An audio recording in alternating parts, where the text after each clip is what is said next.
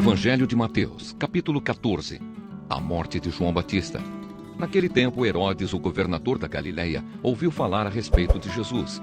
Então ele disse aos seus funcionários: "Esse homem é João Batista, que foi ressuscitado. Por isso, esse homem tem poder para fazer milagres."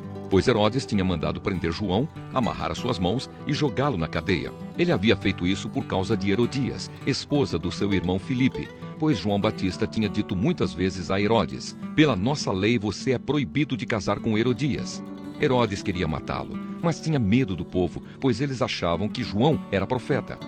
No dia do aniversário de Herodes, a filha de Herodias dançou diante de todos, e ele gostou tanto que prometeu à moça: "Juro que darei tudo o que você me pedir."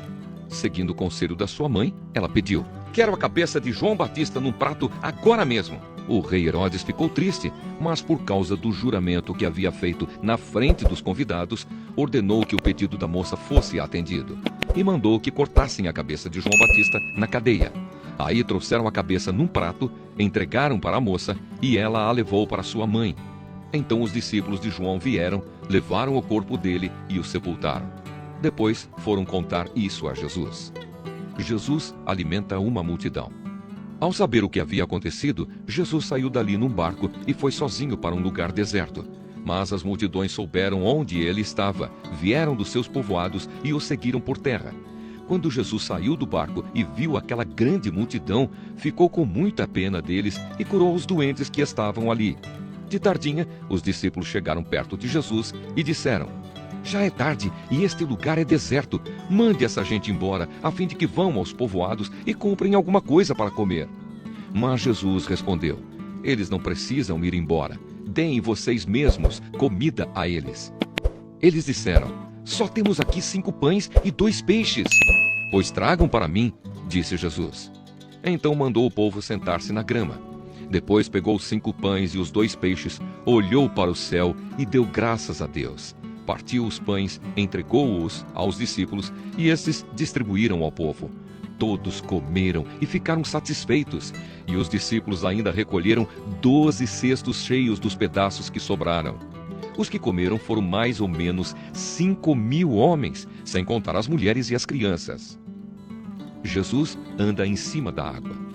Logo depois, Jesus ordenou aos discípulos que subissem no barco e fossem na frente para o lado oeste do lago, enquanto ele mandava o povo embora. Depois de mandar o povo embora, Jesus subiu um monte a fim de orar sozinho.